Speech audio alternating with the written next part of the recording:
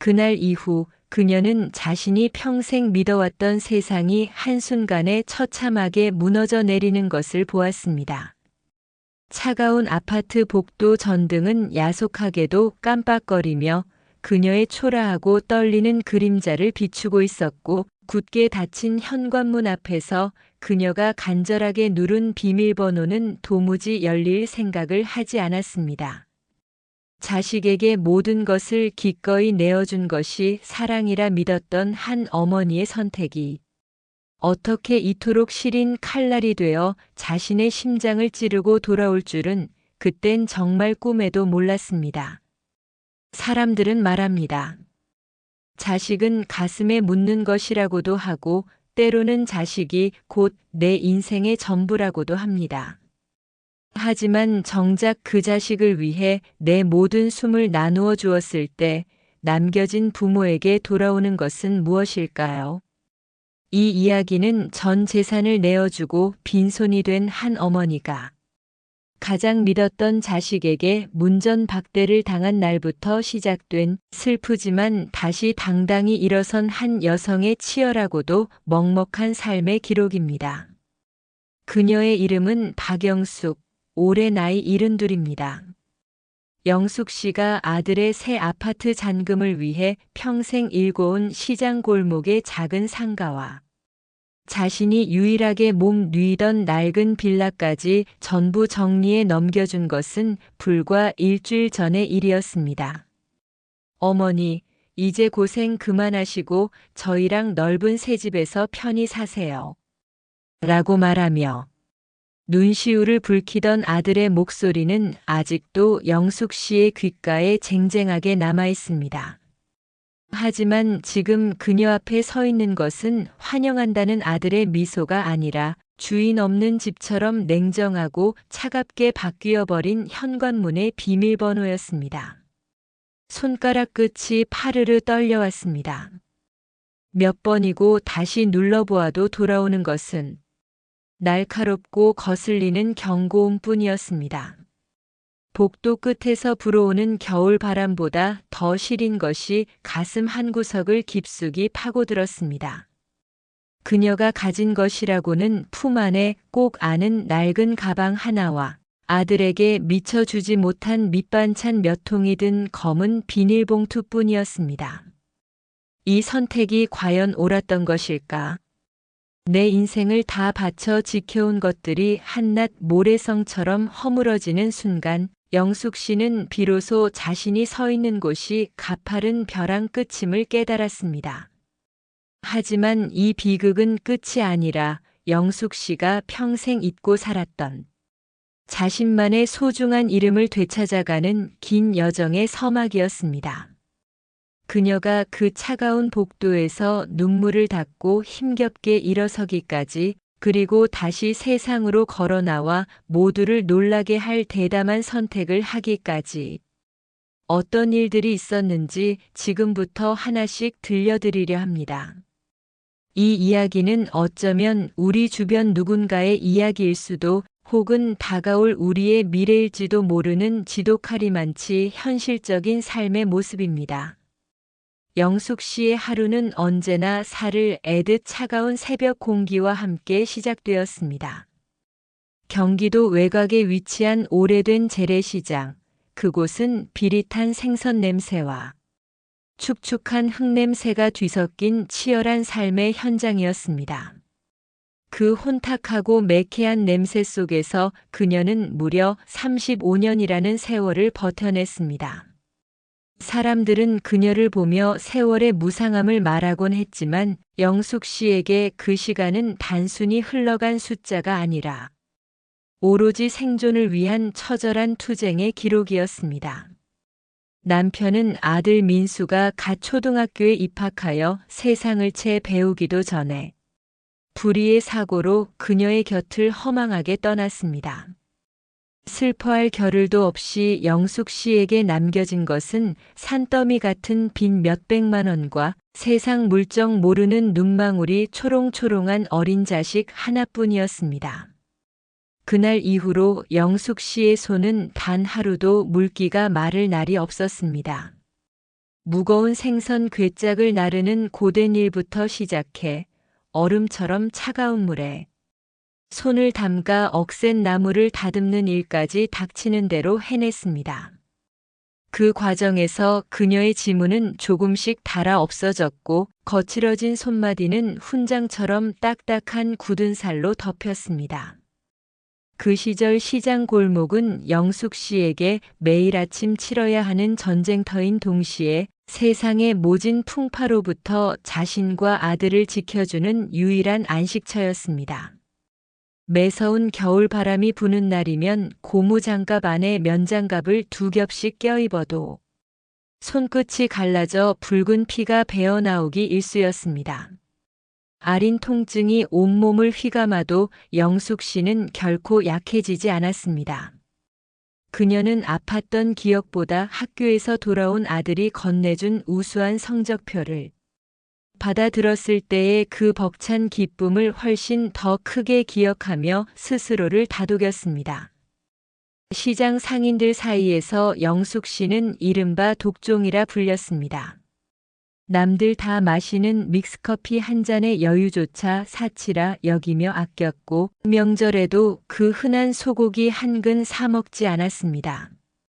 오로지 아들의 학원비와 대학 등록금을 마련하기 위해 자신의 몸을 거름 삼아 삶을 갈아 넣었기 때문입니다. 그녀에게 자신을 돌보는 행위는 자식의 미래를 갉아먹는 죄악과도 같았습니다.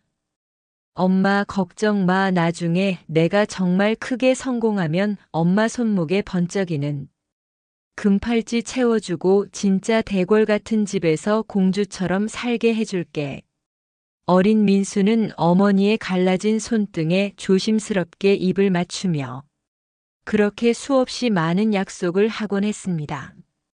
그 철없는 아이의 말 한마디가 영숙 씨에게는 매일의 피로를 씻어주는 비타민이었고 고달픈 삶을 버티게 하는 세상 유일한 종교였습니다.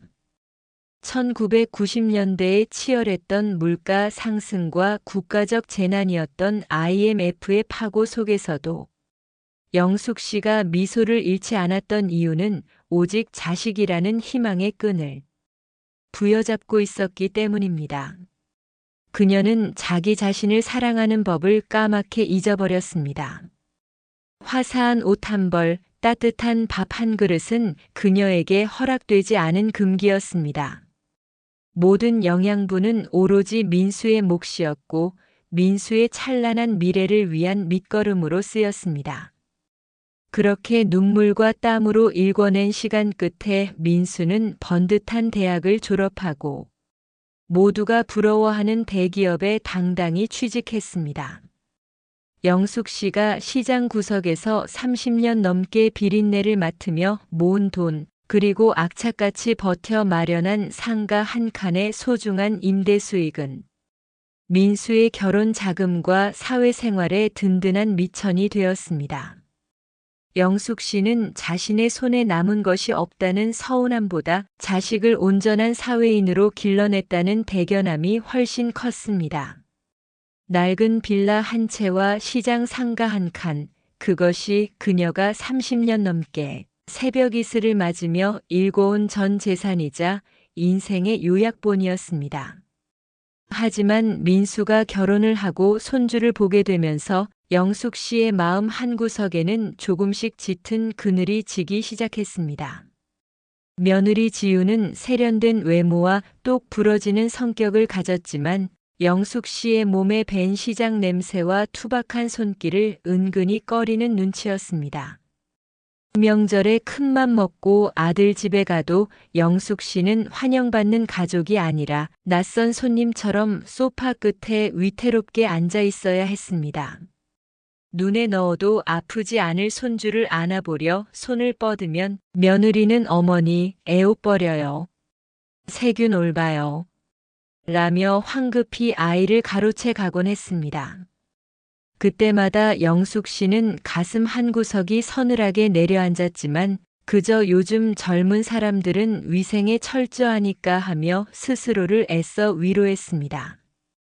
그러던 어느 날 아들 민수가 평소보다 훨씬 심각하고 무거운 표정으로 영숙 씨를 찾아왔습니다. 찻잔을 만지작거리던 민수가 어렵게 입을 뗐습니다.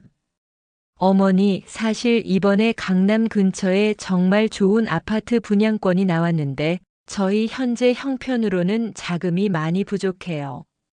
어머니가 가진 상가랑 빌라를 정리해서 합치면 우리 다 같이 넓고 좋은 집에서 살 수 있어요. 애 교육 환경도 생각해야 하고 어머니도 이제 고생 그만하시고 저희랑 편안하게 여생을 보내셔야죠. 민수의 목소리는 그 어느 때보다 간곡하고 진실해 보였습니다. 영숙 씨는 순간 망설였습니다. 이 작은 빌라와 상가는 그녀가 무너질 때 기댈 수 있는 마지막 생명줄과 같았기 때문입니다. 하지만 이어지는 아들의 한마디에 그녀의 방어 기제는 완전히 무너졌습니다. 어머니 혼자 낡은 빌라에 계시면 제 마음이 너무 안 놓여요. 이제는 제가 어머니를 직접 모시고 효도하고 싶어서 그래요. 그 말은 영숙 씨의 평생에 걸친 갈증을 해소해주는 단비와 같았습니다. 자식의 진심 어린 효심이라 믿었던 그 제안에 영숙 씨의 마음은 봄눈 녹듯 허물어졌습니다. 평생을 자식을 위해 모든 것을 내어준 어머니에게 함께 살자는 제안은 세상 그 어떤 화려한 훈장보다 값진 보상이었습니다. 영숙 씨는 마침내 큰 결심을 했습니다. 자신의 이름으로 된 모든 서류와 권리를 전부 정리해 아들에게 넘겨주기로 한 것입니다. 이 소식을 들은 시장 동료들은 걱정 어린 마음에 그녀를 간곡히 만류했습니다.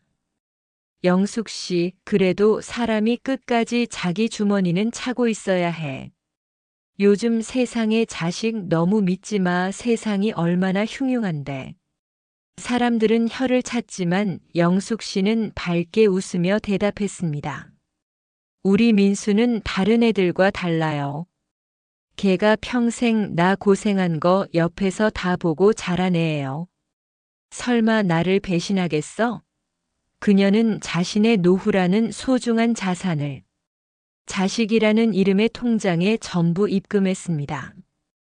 그것이 나중에 어떤 가혹한 이자가 되어 돌아올지, 아니 원금조차 돌려받지 못할 막다른 길이라는 것을 그때의 영숙 씨는 꿈에도 짐작하지 못했습니다. 이삿날 영숙 씨는 평생의 추억이 깃든 낡은 가구들을 대부분 버려야 했습니다. 며느리가 새 아파트의 인테리어에 어울리지 않는다며 극구 반대했기 때문입니다. 30년 넘게 손때 묻은 자개장도 죽은 남편이 남긴 유일한 유품인 낡은 라디오도 눈물을 머금고 고물상에 넘겼습니다. 영숙 씨의 손에 남은 것은 겨우 옷가지 몇 벌이 든 가방 하나와 아들 가족에게 정성껏 끓여줄 된장찌개를 위해 준비한 멸치 가루뿐이었습니다. 그녀는 설레는 마음으로 아들의 새 아파트로 향했습니다. 그곳이 자신의 마지막 안식처이자 천국이 될 것이라 굳게 믿으며 생전 처음 보는 화려하고 웅장한 아파트 로비에 발을 들였습니다. 하지만 아파트의 층수는 하늘 높은 줄 모르고 높았지만 정작 영숙 씨가 마음 편히 머물 수 있는 심리적 공간은 어디에도 존재하지 않았습니다. 이사를 한 지 불과 사흘 만에 며느리의 태도는 180도 돌변했습니다. 어머니, 냉장고 정리는 제가 알아서 할게요. 어머니가 하시면 자꾸 비린내랑 된장 냄새가 배어서 힘들어요. 어머니, 거실에 나와 계시지 말고 방에서 좀 쉬세요. 곧 중요한 손님 오기로 했거든요. 영숙 씨는 그 넓은 집에서 서서히 투명 인간이 되어갔습니다. 아들은 회사 일이 바쁘다는 핑계로 매일 늦게 귀가하며 며느리의 눈치만 보기에 급급했습니다. 영숙 씨는 자신의 집처럼 느껴져야 할 그곳에서 숨소리조차 조심해야 하는 죄인 같은 처지가 되었습니다. 그러던 어느 화창한 오후 영숙 씨는 예전 시장 근처에 들러 오랜 동료들에게 떡을 돌리고 돌아왔습니다. 아들 내외가 좋아하는 갈비찜을 해주려고 장바구니 가득 고기와 채소를 사온 터였습니다. 엘리베이터에서 내려 익숙한 1204호 앞에 선 영숙 씨는 평소처럼 번호키를 눌렀습니다. 1004 민수의 생일이었습니다. 그런데 경쾌한 알림음 대신 기분 나쁜 오류음이 들렸습니다. 띠링, 띠링, 띠링. 손가락이 떨렸습니다. 잘못 눌렀나 싶어 숨을 고르고 다시 천천히 눌렀지만 결과는 같았습니다. 영숙 씨의 심장이 방망이질 치기 시작했습니다. 불길한 예감이 엄습했습니다. 혹시나 하는 마음에 초인종을 눌렀지만 안에서는 인기척만 느껴질 뿐 아무런 대답이 없었습니다.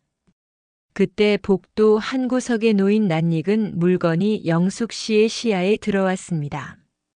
자신이 올 때 소중히 들고 왔던 낡은 옷 가방과 신발 몇 켤레가 커다란 검은색 쓰레기 봉투에 무심하게 담겨 문 옆에 내팽개쳐져 있었습니다. 가방 위에는 차가운 흰 종이에 메모 한 장이 붙어 있었습니다. 어머니, 저희도 깊이 생각해 보니 어머니와 함께 사는 건 서로에게 너무 스트레스고 힘든 일인 것 같아요. 당분간 고모네 댁에 가서 지내세요. 남은 짐은 나중에 택배로 보낼게요. 며느리의 날카로운 필체였습니다. 영숙 씨는 그 자리에 석상처럼 얼어붙었습니다. 자신의 전 재산을 쏟아부어 마련한 이 집에서 자신의 인생이 담긴 짐들이 쓰레기처럼 취급받으며 쫓겨난 것이었습니다. 영숙 씨는 도저히 믿기지 않는 현실의 현관문에 귀를 바짝 대보았습니다. 안에서는 아들 민수의 목소리가 희미하게 들려왔습니다. 여보, 정말 이렇게까지 해야 해? 우리 엄마 이제 갈 데도 없는데. 그러자 며느리의 고성이 이어졌습니다. 그럼 어떡해? 애 교육 생각 안 해? 시장 상인 출신 할머니랑 같이 사는 게 애 정서에 좋겠어? 그리고 이제 집 명의도 당신 앞으로 다 정리됐는데 뭐가 걱정이야? 어머니 상가 판 돈으로 우리 대출금 다 갚았잖아. 이제 우리도 우리 인생 좀 편하게 살아야지. 영숙 씨는 그 소리를 듣는 순간 다리에 힘이 풀려 그 자리에 주저앉았습니다. 자신이 35년 동안 뼈가 부서지라 일궈온 소중한 상가가 고작 아들의 대출금을 갚는 소모품으로 쓰이고 버려졌다는 사실이 날카로운 칼날처럼 심장을 파고들었습니다. 눈물조차 나오지 않는 극도의 충격이었습니다. 영숙 씨는 떨리는 손으로 다시 한번 문을 두드리려다 멈췄습니다.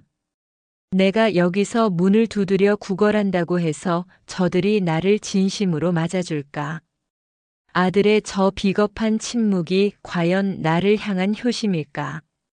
아들의 방관은 며느리의 독설보다 더 잔인한 폭력이었습니다. 영숙 씨는 복도 전등이 깜빡이며 내는 기분 나쁜 소리를 들으며 자신이 평생 믿어온 자식이라는 유일한 종교가 완전히 파산했음을 직감했습니다. 그녀는 문 앞에 버려진 낡은 가방을 힘겹게 집어들었습니다. 그리고 천천히, 아주 천천히 엘리베이터를 향해 무거운 발걸음을 옮겼습니다.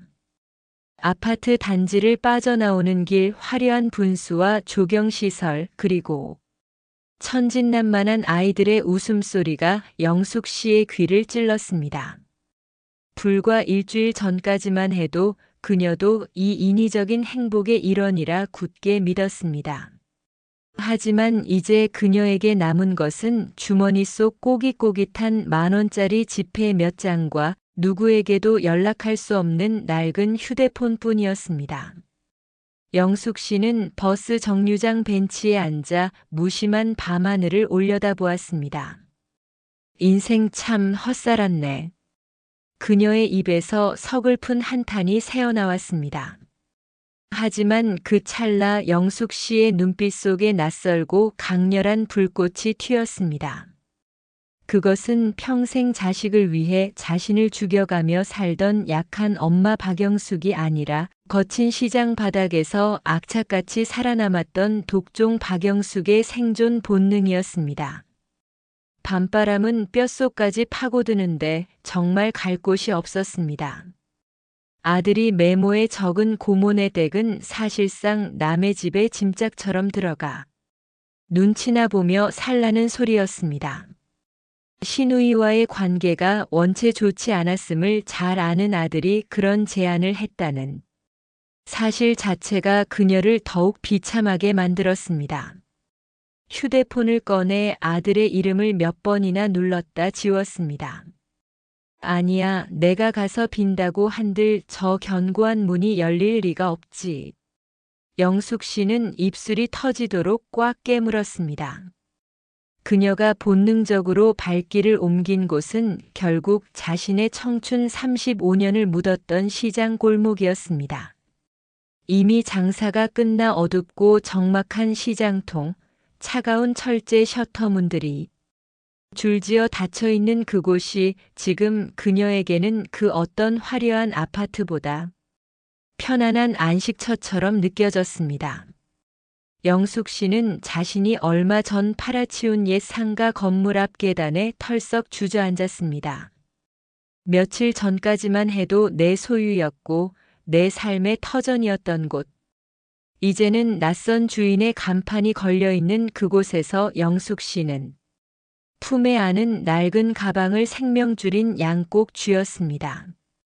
엄마, 내가 나중에 호강시켜 줄게. 아들의 어린 시절 목소리가 환청처럼 귓가를 맴돌았습니다. 그 달콤한 약속을 믿고 내어준 전 재산이 결국 자신을 길거리로 무참히 내모는 칼이 되어 돌아왔다는 사실을 도무지 받아들일 수 없었습니다.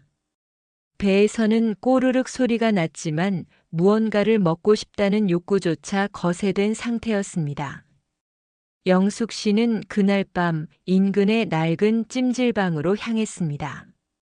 퀴퀴한 냄새와 타인들의 무심한 코 고는 소리가 가득한 그곳에서 그녀는 차가운 물에 젖은 수건을 얼굴에 덮고 밤새 소리 없는 오열을 삼켰습니다.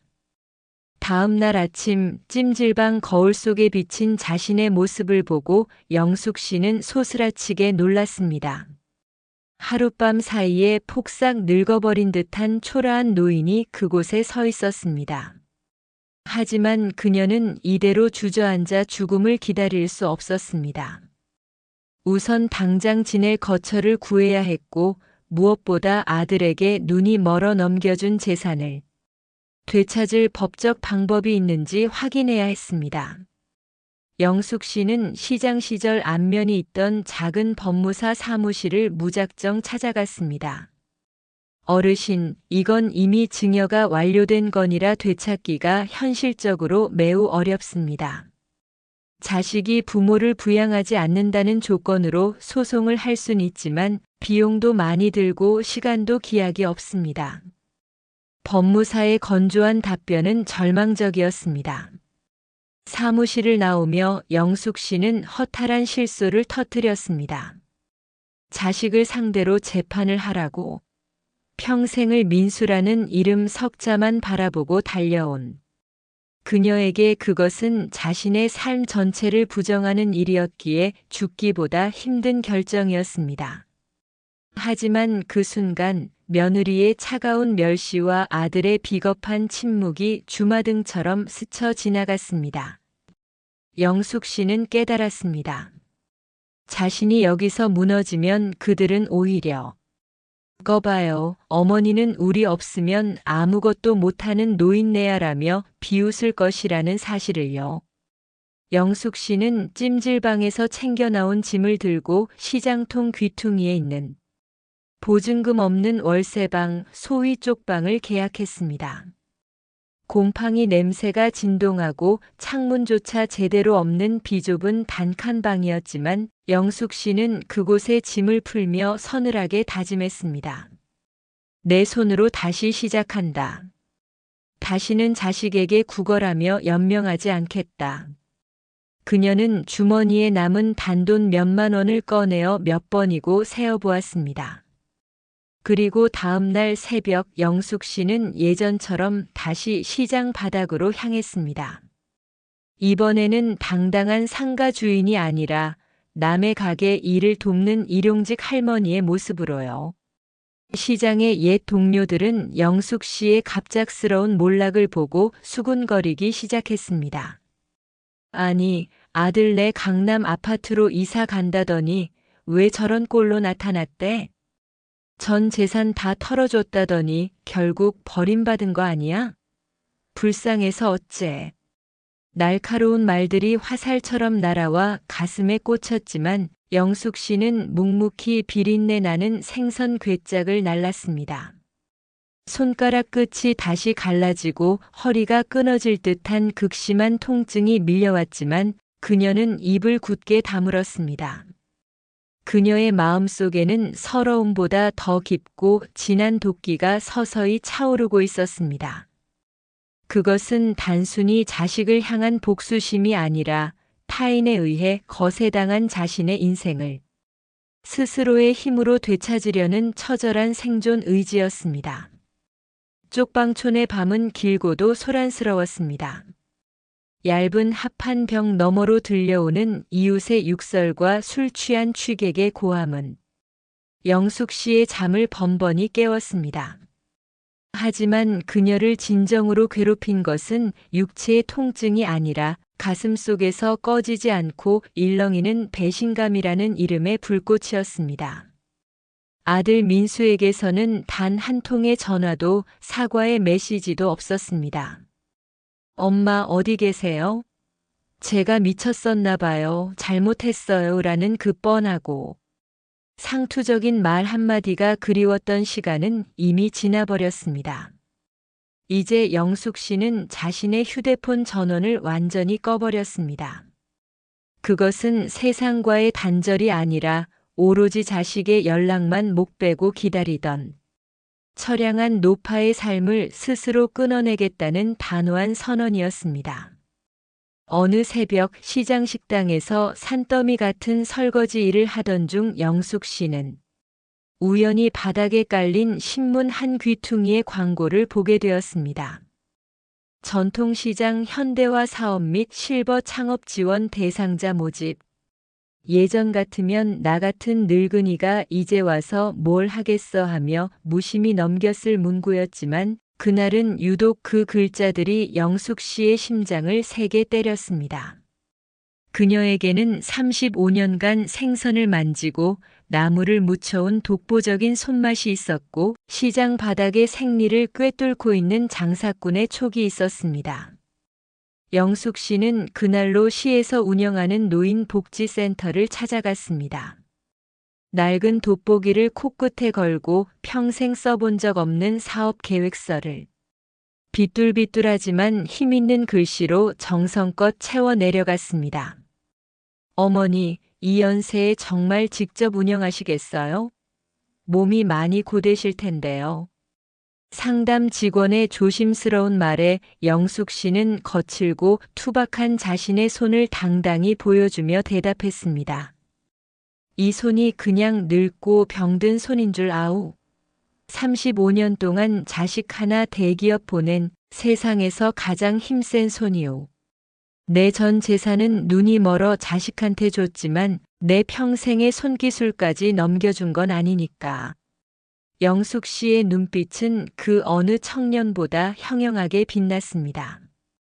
그녀는 아들에게 전 재산을 증여할 당시 작성했던 서류들을 꼼꼼히 복기하다가 아들이 간과했던 결정적인 작은 조항 하나를 떠올렸습니다. 바로 상가의 전체 명의는 넘겼을지언정 특정 구역의 영업권 일부가 여전히 영숙 씨 개인 명의로 살아있다는 사실이었습니다. 영숙 씨는 법률구조공단의 도움을 받아 아들에게 넘겨준 상가 건물 바로 앞 아주 작은 갑 한 대 자리를 법적으로 확실히 확보했습니다. 아들 민수와 며느리 지훈이 상가를 매각하여 현금을 챙기려 할 때 영숙 씨가 쥐고 있는 이 영업권은 매매를 불가능하게 만드는 치명적인 걸림돌이 될 것이었습니다. 하지만 영숙 씨의 목적은 단순히 그들을 방해하는 것이 아니었습니다. 그녀는 자신의 당당한 이름 박영숙 석자를 건 작은 반찬 가게를 열었습니다. 메뉴는 단 하나, 아들이 제일 좋아했던, 그래서 시장 사람들이 비법을 알려달라며 줄을 섰던 박영숙 비법 된장 만능 양념이었습니다. 다시 시작한 장사는 결코 녹록지 않았습니다. 하지만 영숙 씨는 예전처럼 오로지 자식을 위해 돈을 버는 것이 아니라 생전 처음으로 오로지 자신을 위해 돈을 벌기 시작했습니다. 장사를 시작한 지 한 달째 되던 날, 그녀는 자신을 위해 평생 본 적 없는 고가의 기능성 신발을 하나 샀습니다.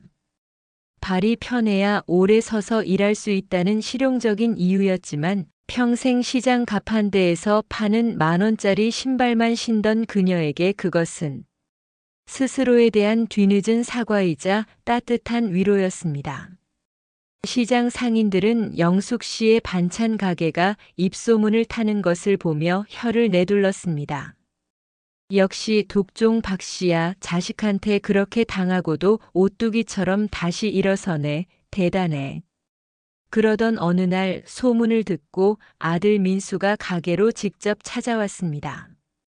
며칠 만에 마주한 아들의 얼굴은 다소 수척해 보였지만 영숙 씨의 마음속에는 예전 같은 무조건적인 안쓰러움이 생기지 않았습니다.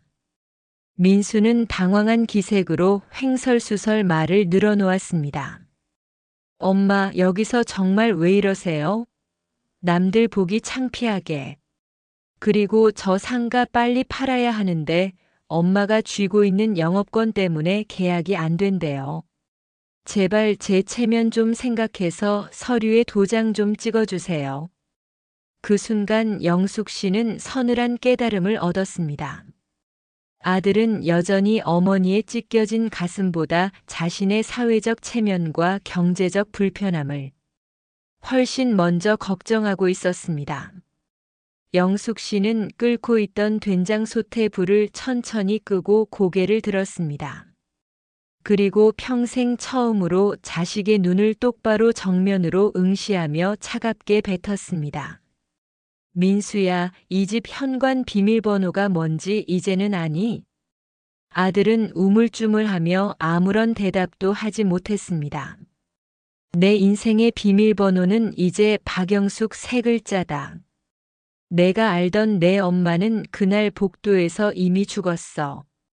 지금 내 앞에 있는 건 내가 길바닥에 쓰레기처럼 버렸던, 내가 그토록 창피해하던 시장통 장사꾼 박영숙이다. 도장? 찍어줄게. 대신 내 조건이 있다. 영숙 씨의 목소리는 떨림 하나 없이 서슬퍼렇게 단호했습니다. 그녀는 이제 더 이상 누군가의 소모적인 엄마로 남기를 단호히 거부하고 자신의 인생을 주도하는 한 명의 여자로 서기로 했습니다. 영숙 씨의 유례없는 단호한 태도에 민수는 당황한 기색이 역력했습니다. 조건이라니요? 엄마, 우리 혈육 사이에 무슨 조건까지? 민수가 비굴하게 말을 흐리자 영숙 씨는 미리 치밀하게 준비해둔 두툼한 서류 뭉치를 갑 한 대 위에 툭 던졌습니다. 그것은 전문가의 도움을 받아 작성한 효도 계약 위반에 따른 증여 해제 검토서와 상가 영업권 정산 요구서였습니다. 내가 가져간 아파트 잔금, 그리고 내 처가 팔아치우려던 내 상가. 그거 다 공짜 아니야. 내가 35년 동안 피땀 흘려 일궈낸 내 소중한 노후 자금이지. 내가 부양의 의무를 저버리고 나를 길바닥에 나앉게 한 그 순간 우리 사이의 사랑이라는 무언의 계약은 완전히 파기된 거야. 민수는 서류를 훑어보더니 얼굴이 종이장처럼 하얗게 질렸습니다. 영숙 씨가 내건 조건은 명확하고 엄격했습니다. 상가를 매각할 경우 수익의 50%를 영숙 씨의 개인 통장으로 즉시 입금할 것, 그리고 현재 거주하는 아파트 명의에서 영숙 씨가 투자한 지분만큼을 명확히 반환 설정할 것. 만약 이를 거부할 시 영숙 씨는 즉각적인 불효 소송을 진행하겠다고 선언했습니다. 동시에 현재 확보한 상가 점유권을 근거로 상가 매각 절차를 완전히 봉쇄하겠다고 덧붙였습니다. 소식을 듣고 며느리 지훈이 뒤늦게 달려와 따졌습니다. 어머니, 너무 하시는 거 아니에요? 어떻게 자식 앞길을 이렇게 막으세요? 며느리가 악을 썼지만 영숙 씨는 눈 하나 깜짝하지 않았습니다. 내 인생 앞길을 막은 건 너희들이 먼저였지. 내가 전 재산 털어 사준 그 집에서 현관 비밀번호를 바꾼 그날, 너희는 내 인생을 통째로 지워버린 거야. 영숙 씨의 서슬 퍼런 말에 며느리는 더 이상 대꾸하지 못하고 입을 다물었습니다. 영숙 씨는 이제 자식의 눈치를 보며 서름에 젖어 있던 힘없는 노인이 아니었습니다. 그녀는 시장 바닥에서 산전수전 다 겪으며 살아남은 박영숙이라는 당당한 주체로 서 있었습니다.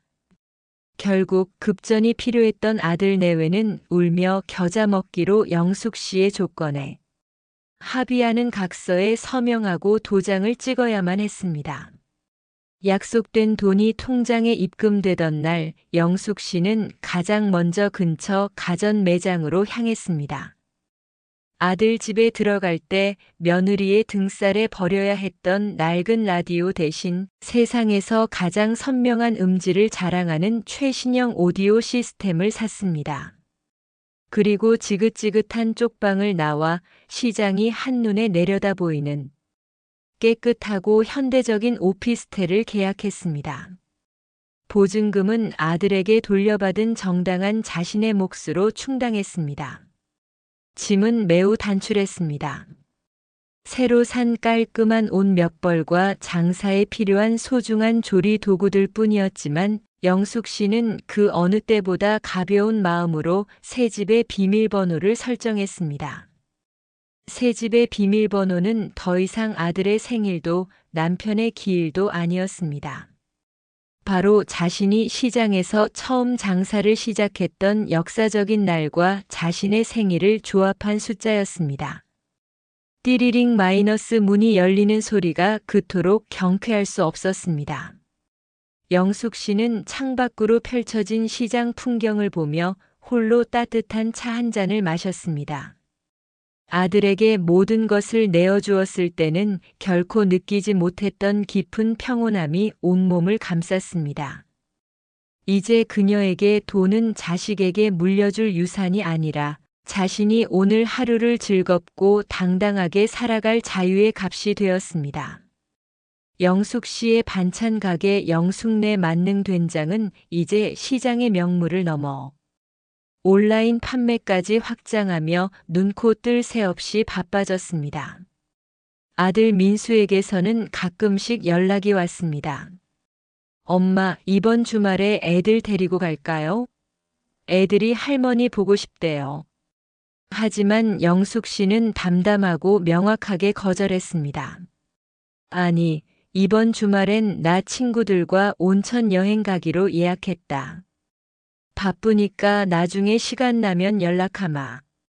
전화를 끊는 영숙 씨의 입가에 엷은 미소가 번졌습니다. 자식의 방문만을 목 빼고 기다리며 눈물 짓던 시절은 끝났습니다.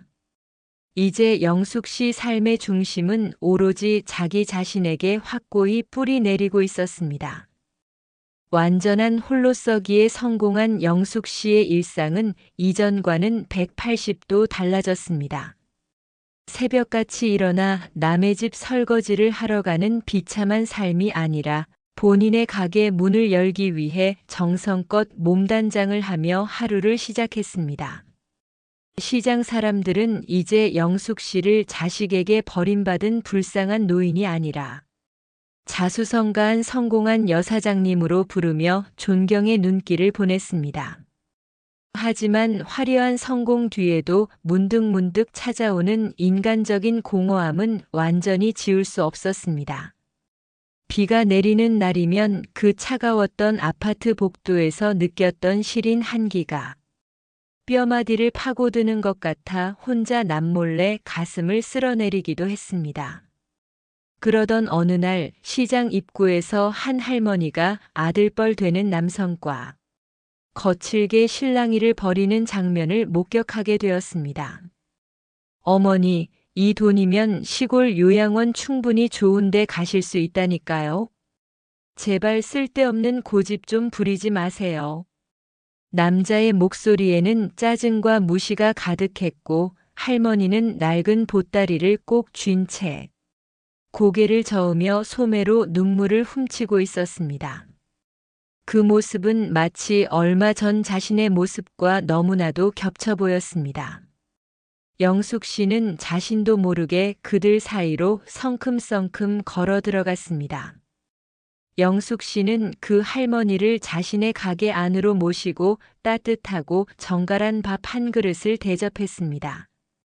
할머니는 영숙 씨의 거친 손을 잡고 한참을 서럽게 울었습니다. 자식한테 평생 다 주고 나니 이제는 갈 데가 없네. 내가 죽어야 이 지긋지긋한 고생이 끝이 나려나 봐. 그 말을 들은 영숙 씨는 할머니의 젖은 눈을 똑바로 응시하며 힘주어 말했습니다. 형님, 죽긴 왜 죽어요? 자식한테 다 줬으면 이제 나 자신한테 줄 차례지. 나도 그랬어요. 현관 비밀번호까지 바뀌어서 길바닥에 나앉았던 사람이에요. 근데 보우, 나 이렇게 멀쩡히, 아니 예전보다 더 멋지게 살아있잖아요. 그날 이후 영숙 씨는 작은 결심을 실행에 옮겼습니다. 시장의 한 구석, 오랫동안 방치되어 창고로 쓰던 공간을 사비로 임대에 개조하여 시니어 이야기 쉼터를 만들었습니다. 자식에게 상처받고 갈 곳 없는 노인들이 잠시나마 마음을 편히 누이고 서로의 아픔을 공유하며 전문가로부터 법률적인 조언도 받을 수 있는 따뜻한 공간이었습니다. 영숙 씨는 자신의 반찬 가게 수익금의 상당 부분을 이 쉼터 운영에 보태기 시작했습니다. 타인을 돕는다는 행위는 영숙 씨에게 예상치 못한 강력한 치유의 힘을 주었습니다. 아들을 향한 응어리진 미움이 조금씩 옅어지고 그 빈자리에 나도 이 사회에 여전히 쓸모있는 존재라는 당당한 자부심이 채워졌습니다. 아들 민수와의 관계도 새로운 국면을 맞이했습니다. 이제 민수는 예전처럼 돈을 요구하거나 명예 문제를 따지러 오지 못했습니다. 오히려 영숙 씨의 흔들림 없는 단호한 태도 앞에 자신들이 저지른 행위가 얼마나 반인륜적이고 큰 잘못이었는지 조금씩 깨닫기 시작한 듯 보였습니다. 며느리 지훈 또한 영숙 씨의 가게가 번창하고 사회적으로 존경받는 인물이 되는 과정을 보며 태도를 급격히 바꾸었습니다. 하지만 영숙 씨는 서두르지 않았습니다. 명절에 값비싼 선물을 들고 찾아온 아들 내외에게 영숙 씨는 현관문을 열어주는 대신 집 근처 1층 카페에서 만날 것을 제안했습니다. 민수야, 나는 이제 내 엄마로만 사는 게 아니라 박영숙으로 사는 게 참 즐겁다. 하지만 내 집 비밀번호는 앞으로도 영원히 알려주지 않을 거야. 그건 내 인생의 마지막 자존심이자 너희가 나를 단순히 희생하는 엄마가 아닌 한 사람의 독립된 인간으로 존중해야 한다는 무언의 약속이니까. 영숙 씨의 말에 민수는 깊이 고개를 숙였습니다. 예전처럼 철없이 매달리거나 화를 내지도 않았습니다. 영숙 씨는 비로소 자식이라는 거대하고 무거운 그림자에서 완전히 벗어나 자신만의 온전한 빛으로 세상을 환하게 비추기 시작했습니다. 그녀의 가슴에 새겨진 깊은 상처는 단단한 흉터가 되었지만 그 흉터는 이제 영숙 씨를 지켜주는 가장 견고하고 아름다운 갑옷이 되어 주었습니다. 영숙 씨의 가게 입구에는 이제 작은 액자가 하나 걸려 있습니다. 그 안에는 이런 문구가 적혀 있죠. 내 인생의 주인은 자식도 남편도 아닌 바로 나 자신이다. 한때 전 재산을 잃고 길바닥에 나앉았던 그녀는 역설적이게도 가장 빈털터리가 되었던 그날 비로소 가장 부유한 자신을 발견했습니다. 자식에게 모든 것을 거는 것이 부모의 도리라 믿었던 낡은 가치관을 깨고 나와 스스로를 책임지는 어른의 독립을 선택한 것입니다. 많은 시니어분이 영숙 씨의 이야기를 보며 가슴 한구석이 아릿해짐을 느끼셨을 겁니다. 나도 저랬는데, 나도 저러면 어쩌나 하는 불안함이 드실지도 모릅니다. 하지만 이 이야기가 여러분께 드리고 싶은 진짜 메시지는 자식에 대한 원망이 아닙니다. 바로 준비된 이별과 나를 위한 남겨둠의 중요성입니다. 사랑이라는 이름으로 내 모든 것을 내어주는 것이 때로는 자식에게는 독이 되고 나에게는 칼이 되어 돌아올 수 있다는 냉정한 현실을 우리는 직시해야 합니다. 노년의 삶에서 가장 무서운 것은 돈이 없는 것이 아니라 나를 지탱할 나만의 세계가 없는 것입니다. 영숙 씨가 다시 일어설 수 있었던 것은 아들의 뒤늦은 반성이 아니라 시장 바닥에서 길러온 본인만의 기술과 삶을 향한 끈기였습니다. 자식에게 비밀번호를 알려주지 않는 것은 결코 야박한 일이 아닙니다. 그것은 자식에게는 부모를 의지하지 않고 스스로 살아가게 하는 교육이며 나에게는 침범받지 않을 최소한의 존엄을 지키는 선언입니다. 여러분, 혹시 지금 모든 것을 자식에게 내어주고 빈 껍데기만 남은 기분으로 살고 계시지는 않나요? 혹시 자식의 눈치를 보느라 내가 하고 싶은 말, 내가 사고 싶은 것들을 꾹꾹 누르고 계시지는 않나요? 오늘 영숙 씨의 이야기를 통해 한 가지만 꼭 기억해 주셨으면 합니다. 자식은 내 인생의 열매일 뿐, 뿌리는 여전히 나 자신이어야 한다는 사실을요. 뿌리가 깊고 튼튼해야 다음 계절에도 다시 꽃을 피울 수 있는 법입니다. 이제 여러분의 인생 비밀번호를 다시 새롭게 설정해 보세요. 누군가의 생일이 아닌 내가 가장 행복했던 순간이나 내가 꼭 이루고 싶은 꿈을 담은 숫자로 말입니다. 문을 열고 들어가는 그 집이 누구의 눈치도 보지 않는 오로지 여러분만의 따뜻한 안식처가 되기를 진심으로 응원합니다. 박영숙 씨가 차가운 복도를 지나 자신만의 오피스텔 창가에서 마셨던 그 달콤한 차 한 잔의 여유가 오늘 이 영상을 보시는 여러분 모두에게 닿기를 간절히 바랍니다.